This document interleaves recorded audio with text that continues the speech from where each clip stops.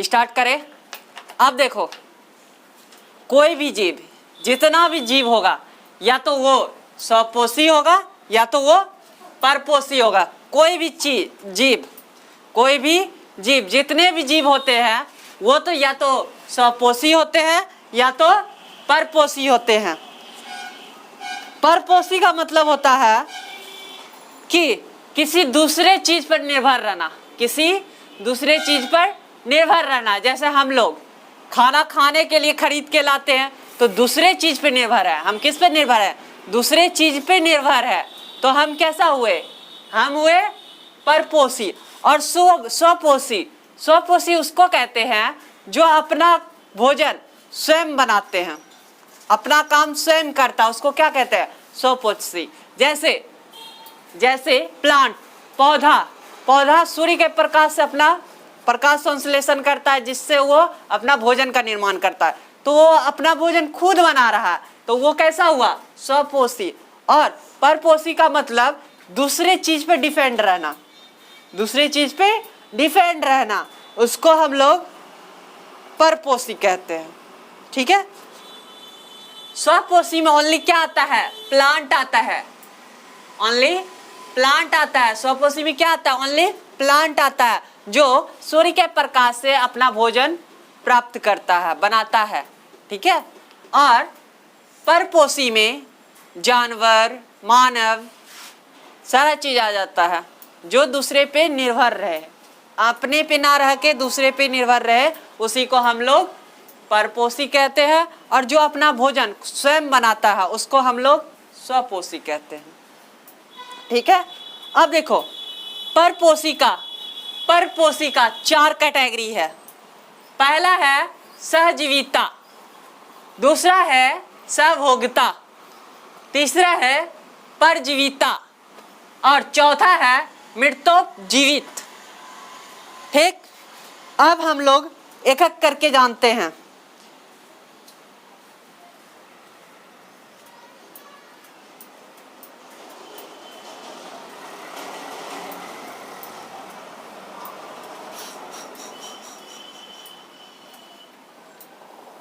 एक चीज याद रखना, ये जो प्लस लिखे हैं और माइनस लिखे हैं, प्लस का मतलब होता है फायदा, प्लस का मतलब फायदा, और सी का मतलब घटा। अगर कोई भी चीज को घटा लग रहा है तो वो माइनस, और प्लस का मतलब फायदा। बस इतना वो समझ के रखना, हम बता रहे हैं क्या चीज है। पहला है सहजीविता। ये एक ऐसा रिलेशन है, सहजीविता ये एक ऐसा रिलेशन है जिसमें पहले को फायदा और दूसरे को भी फायदा होता है, पहले को फायदा और दूसरे को भी फायदा होता है। जैसे मान के चलो गाय भैंस वगैरह में क्या होता है? उसके कान में क्या जम जाता है? खट्टी जम जाता है, कान में खट्टी जम जाता है। तो कौवा वगैरह आके उसको खट्टी को निकाल के खाता है। उससे क्या हो रहा है? वो जो जिसका खट्टी खा रहा है वो जानवर का फायदा, वो खट्टी साफ हो रहा है, उसका भी फायदा हो रहा है। और वो जो कौवा आके खाया उसका भी फायदा हुआ कि वो उसका पेट भर रहा है। तो इसमें दोनों का फायदा होता है, इसमें दोनों का फायदा होता है, इसलिए हम प्लस प्लस लिखे। ठीक। सहजीविता किसको कहते हैं? पहले को भी फायदा हो और दूसरे को भी फायदा हो। जैसे गाय भैंस का है, कान में क्या जम जाता है? खट्टी जम जाता है, तो कौवा उसको आके खाता है, तो कौवा खा रहा है, उसको भी फायदा और गाय को भी फायदा, जो उसका खट्टी साफ हो रहा है। तो इसको क्या कहेंगे? दोनों का अगर फायदा हो रहा है तो उसको सहजीविता कहते हैं। ठीक है। अब दूसरा आते हैं सहभोक्ता। सहभोक्ता, इसमें क्या होता है? पहले को फायदा होता है, पहले को फायदा होता है और दूसरे को क्या होता है? फायदा नहीं होता है, फायदा नहीं होता है, नुकसान भी नहीं होता है। नुकसान को तो माइनस से दर्शाते हैं। पहले को फायदा होता है और दूसरे को नुकसान भी नहीं होता, यानी फायदा नहीं होता है। जैसे एग्जाम्पल के तौर पे लिया जाए, कोई बच्चा को हम घुमाने लेके जा रहे हैं, बैठा है, तो जो बैठा है, हम चल रहे हैं, वो बैठा है, तो किसको फायदा हो रहा है? वो बच्चे को फायदा हो रहा है। और हमको भी नुकसान नहीं हो रहा। क्यों नहीं हो रहा? क्योंकि हमको तो वहां जाना ही है, हमको भी नुकसान नहीं हो रहा। तो पहले को फायदा और दूसरे को फायदा नहीं होता है, लेकिन नुकसान भी नहीं होता है। ठीक है, उसी को सहभोगिता बोलते हैं। ठीक, तीसरा आता है परजीविता। परजीविता उसको बोलते हैं कि एक को फायदा और दूसरा को नुकसान होता है, एक को फायदा और दूसरा को नुकसान होता है। जैसे बाल में जो जू होता है, जू जिसको हम लोग अपने भाषा में ढीला बोलते हैं, बाल में जो जू होता है, जू क्या करता है? जू हमारा ही माथा का क्या खून चूसता है, हमारी ही माथा का क्या चूसता है? खून चूसता है। तो देखो, खून चूस रहा है, उसको फायदा हो रहा है, एक को फायदा हो रहा है। जू जो है वो क्या कर रहा है? खून चूस रहा है, उसको फायदा हो रहा है, और हम लोग को उससे क्या हो रहा है? नुकसान हो रहा है। क्या है कि हम मेरा ही खून चूस रहा है वो। तो इसमें एक को फायदा और दूसरा को नुकसान होता है। जू हो गया, मच्छर हो गया, मच्छर भी खून चूसता, उसको फायदा होता है, लेकिन हम लोग को क्या होता है? नुकसान होता है। तो एक को फायदा और एक को नुकसान, वो क्या कहलाता है? परजीविता। परजीविता। तीसरा मतलब चौथा है मृतोपजीवित। मृतोपजीवित क्या होता है? ये देखता है कि मरने का इंतजार करता है। ये किसका इंतजार करता है? मरने का। ये किसका इंतजार करता है? मरने का। ये बोलता है तू मर, उसके बाद हम आके खा लेंगे। जैसे चूहा वगैरह मरता है, अगर उसको बाहर फेंक दिया, कौवा, चील वगैरह उसको आके खाने लगता है। यानी कि ये किसका इंतजार करता है? मरने का इंतजार करता है। जो मरने का इंतजार करता है उसको, इसमें तो सिर्फ फायदा होता है, नुकसान तो होता नहीं है, इसमें सिर्फ फायदा होता है। इसीलिए कोमा के बाद कुछ नहीं लिखे, इसमें सिर्फ फायदा होता है, कोमा के बाद इसलिए कुछ नहीं लिखे। मरने का ये इंतजार करता है, मरेगा ये जाके खाएगा। जैसे चील, कौवा, गिद्ध, ये सब क्या हुआ? मृतोपजीवित। ठीक है, सहजीविता में दोनों का फायदा हो रहा है, सहभोगिता में एक को फायदा और दूसरे को नुकसान भी नहीं हो रहा है। ठीक है, नुकसान भी नहीं हो रहा है। परजीविता में एक को फायदा एक को नुकसान हो रहा है, और मृतोपजीवित में एक फायदा हो रहा है, फायदा सिर्फ हो रहा है, नुकसान भी नहीं हो रहा है इसमें।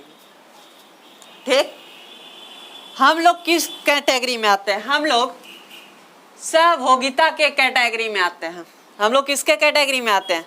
सहभोगिता के कैटेगरी में आते हैं। अब हम लोग पढ़ेंगे आहार श्रृंखला। पूरे इकोलॉजी में ऊर्जा का मेन स्रोत क्या है? सूर्य है। ऊर्जा का मेन स्रोत क्या है? सूर्य है। पूरे इकोलॉजी में ऊर्जा का मेन स्रोत क्या है? सूरज है। ठीक है, इकोलॉजी में ऊर्जा का मेन स्रोत क्या है? सूरज है। सूरज क्या देता है? ये सबको ऊर्जा प्रदान करता है। इससे क्या मिलता है? सबको ऊर्जा मिलता है। ठीक है, इसमें तीन चीज होता है। इसमें क्या चीज? तीन चीज होता है। इसमें तीन चीज होता है। पहला उत्पाद, दूसरा उपभोक्ता, तीसरा अपघटक। ठीक है, अब एक चीज याद रखना, जितने भी उत्पाद होते हैं वो हमेशा क्या होते हैं? स्वपोषी। जितने भी उत्पाद होते हैं वो हमेशा स्वपोषी होते हैं। जितने भी उत्पाद होते हैं वो हमेशा स्वपोषी होते हैं। ठीक है, ये जो पौधा है ये सूर्य के प्रकाश में अपना भोजन स्वयं बनाता है।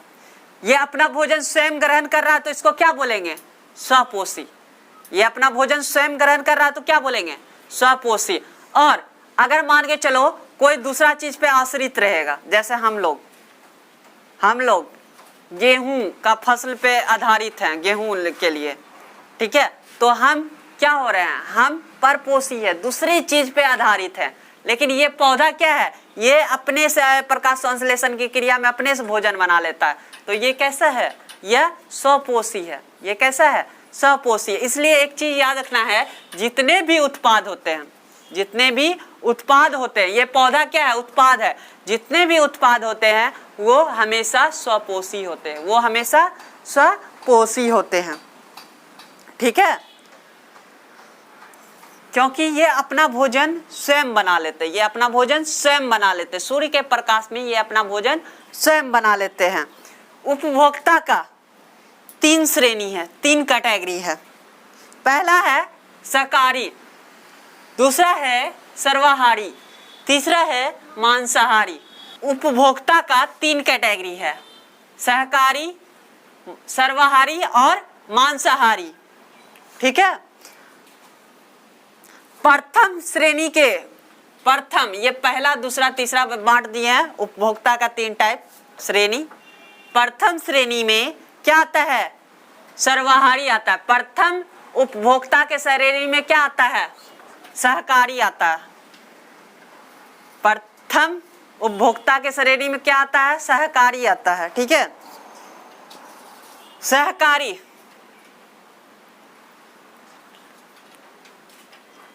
इसमें सिर्फ वेजिटेरियन आता है, वेजिटेरियन आता है।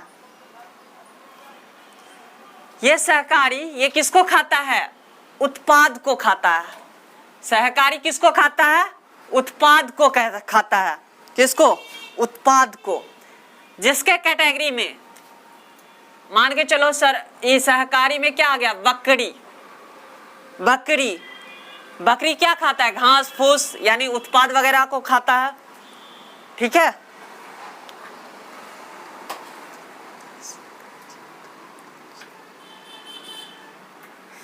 देखो जितने भी सहकारी जीव होते हैं, जितने भी सहकारी जीव होते हैं वो किसके कैटेगरी में आते हैं, प्रथम उपभोक्ता के कैटेगरी में आते हैं, जो किसको खाता है, उत्पाद को खाता है।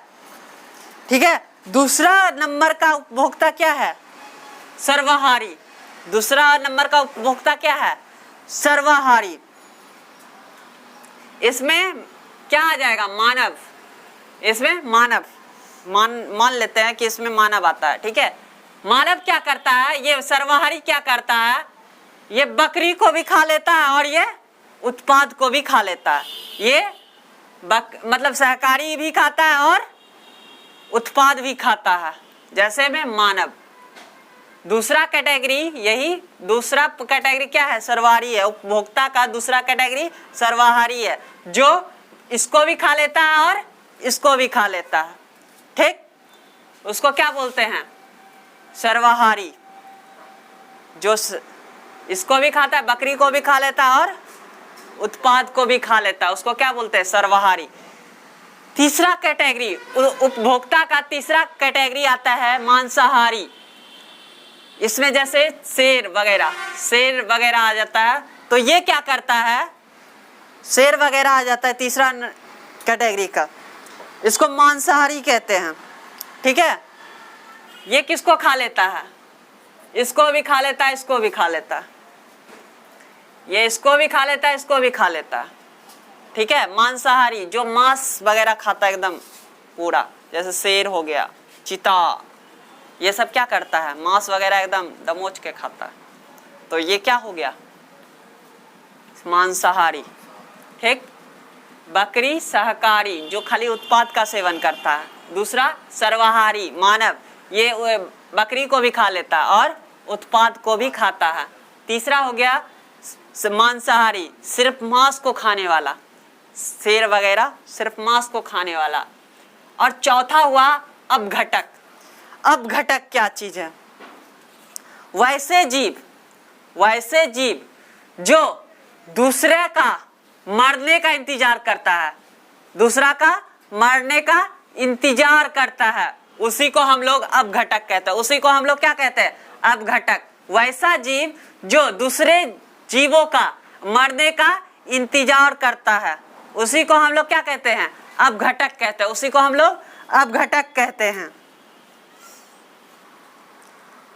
किसका इंतजार करता है, उत्पाद, उपभोक्ता, दोनों में से कोई सिमट जाएगा कि जाके खा लेगा।